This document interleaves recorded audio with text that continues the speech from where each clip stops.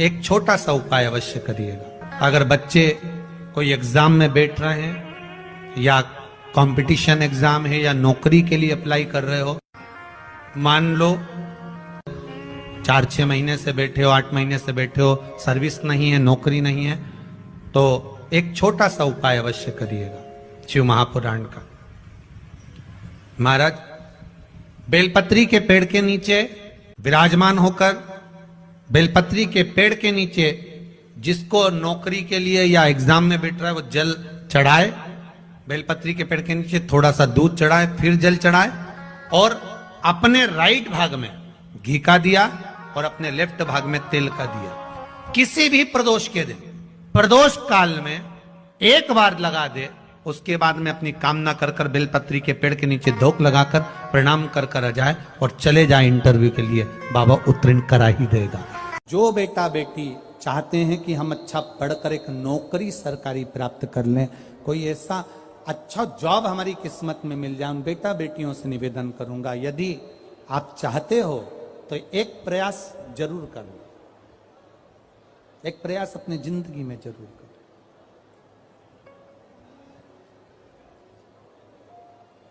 शिवलिंग समझ लेना जरा अच्छे से, शिवलिंग, जलाधारी, गणेश, कार्तिकेय, अशोक सुंदरी, और ये शिवलिंग, और ऊपर भगवान शिव की 5 बेटियां, जया, विषहरा, शामलीवारी, दौतली, देव। 3 प्रदोष या 3 शिवरात्रि। कितनी प्रदोष? 3 या 3 शिवरात्रि। मेरा बेटा बेटियों से निवेदन है, जो अच्छी पढ़ाई कर रहे हैं, मेहनत करो, अच्छा पढ़ो, और मेहनत के साथ में जब कंपटीशन एग्जाम में बैठने का समय आए, 3 स्थान जहां पर आपको, प्रथम अशोक सुंदरी, अशोक सुंदरी की जगह पर जब आप बेलपत्र समर्पित करेंगे तो डंडी का मुख जहां से पानी बहता है उस स्थान पर रखेंगे। दूसरा शमी का पत्ता, शमी का पत्ता। दूसरा शमी के पत्र को देवादिदेव महादेव पर जब आप समर्पित करेंगे तो उसका डंडी का मुख भी जहां से जल बहता है उस ओर रखेंगे। और तीसरे नंबर पर है आंख का पुष्प।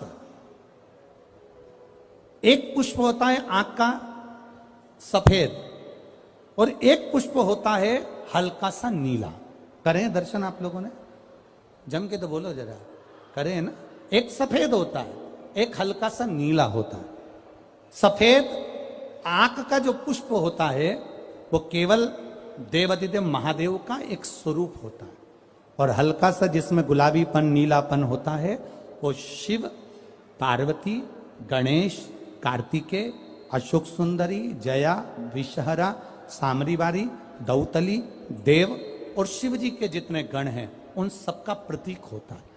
तो तीसरे नंबर का जो आंख का गुलाबी कलर या हल्का नीला सा जो पुष्प होता है, उस 5 पुष्प का गुच्छ मां जगत जननी का जो स्थान है जलाधारी, जहां अगर आप इधर बैठे हो तो उसकी विपरीत दिशा, इधर बैठे हो तो उसकी विपरीत दिशा, इधर बैठे हो तो उसकी विपरीत दिशा, विपरीत दिशा में उस पुष्प को समर्पित करना है।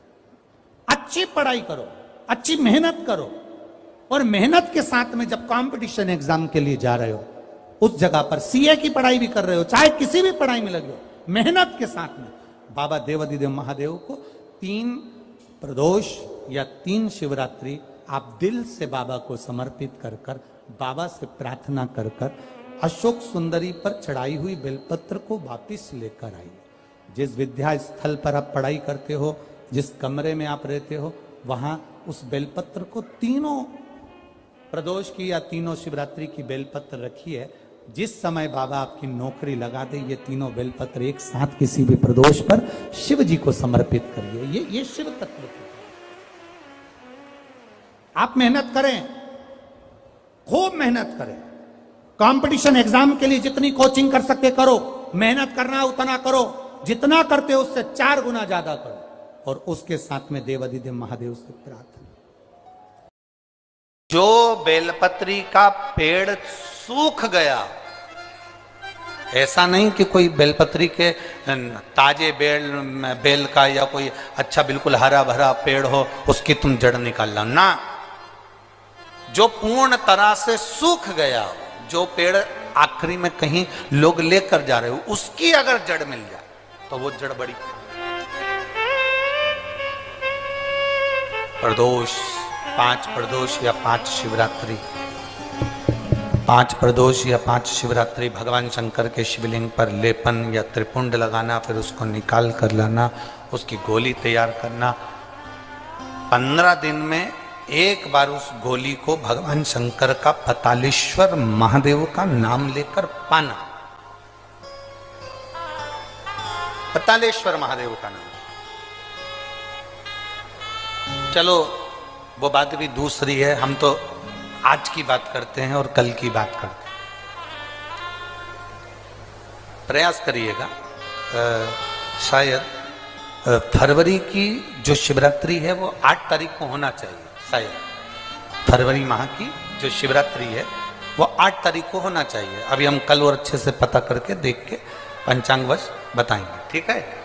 और मार्च की जो शिवरात्रि आएगी वो आगे उसका विवरण आएगा। 9 तारीख को यहाँ कथा विराम होगी और शिवरात्रि पड़ेगी 8 तारीख।